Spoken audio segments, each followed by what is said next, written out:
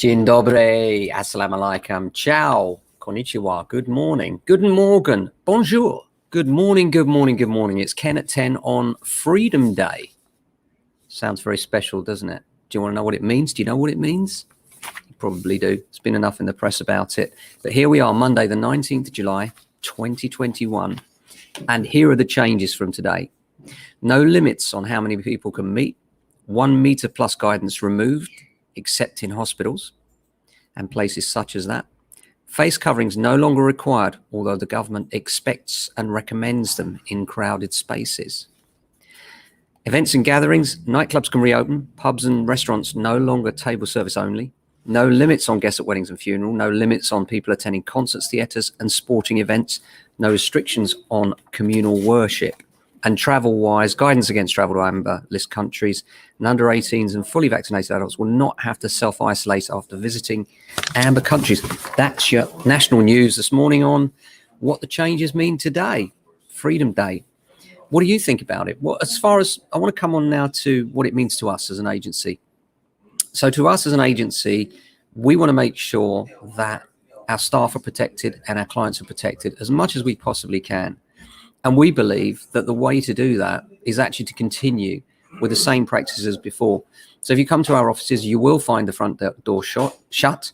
Anybody that comes in the office will be requested to wear a mask. Wherever possible, we'll maintain social distancing. And basically, any viewings we do, we will still be wearing PPE. And we're going to be really cautious still because we believe that this thing still has a bit to go. And in actual fact, if you're interested in hearing more about that, we have the amazing Dr. Georgia Ladbury joining us at 10:30 tomorrow morning.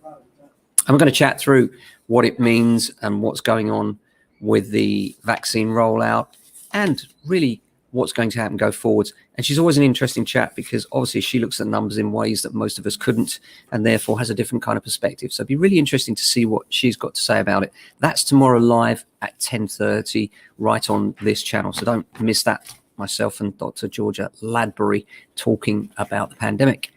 Now, let's talk about property news. That's what we're all about, isn't it? How are you? I hope you're enjoying the heat wave. Buyers certainly seem to be. The few headlines for you. The average rents outside of London, that's an interesting one. Average rents are now topping £1,000 a month outside of London for the first time ever. And this is a big jump from what we've been used to. And it just goes to show that London has jumped back, is recovering, and things are a little bit different now. And especially now with the unlocking, we anticipate that we'll get even more demand coming through, particularly on the rental side as businesses unlock. I just hope it's sustainable. That's the main thing, isn't it? Older homeowners have seen property wealth rise by £1.94 billion during the pandemic. Pension-aged homeowners have seen their wealth properties soar by £1.94 billion in recent months. It's been revealed as equity release values shot up. No surprise there, really, is there? Low rates and an appetite to lend. Low rates, rather. This is an article in The Observer. Hilary Osborne in The Observer looks at the headline-grabbing mortgage rates that have been coming in thick and fast since the first sub-1% deal in several years was announced earlier this month. Noting that buyers can tie in for 2 years at just 0.94%. There's not mortgage advice, by the way, but really, 0.94% for 2 years. That is an incredible rate going on longer-term trends. Or fixed for 5 years at 1.06%. It's incredible. But we've been saying for some time that we don't think that the Bank of England is going to even be thinking about raising interest rates in the near future. And that's why you're seeing all these great deals come through. Eleanor Williams from Moneyfacts says, eye-catching rates designed to tempt new borrowers suggest an appetite to lend from mortgage providers and reflects an ability to price low while we remain in a low interest rate environment. David Hollingworth from mortgage broker L&C says, talking about 5-year fixed rates just about 1% is astonishing, really.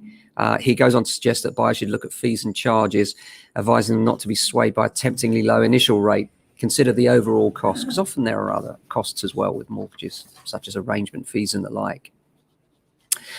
The average house prices are continuing to soar post the June deadline.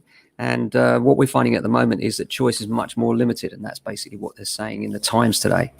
So that's it, really. Apart from that, we've got a busy week on our hands. Lots of valuations coming in, which is pleasing to see. Some good news stock, quite a few move-ins. And we're just about to go into the usual sales meeting for the Monday morning. And then on Saturday, we've got the office barbecue, which should be fun. Basically, that's just us sitting around slowly getting drunk together and hopefully not falling over too much. So looking forward to that.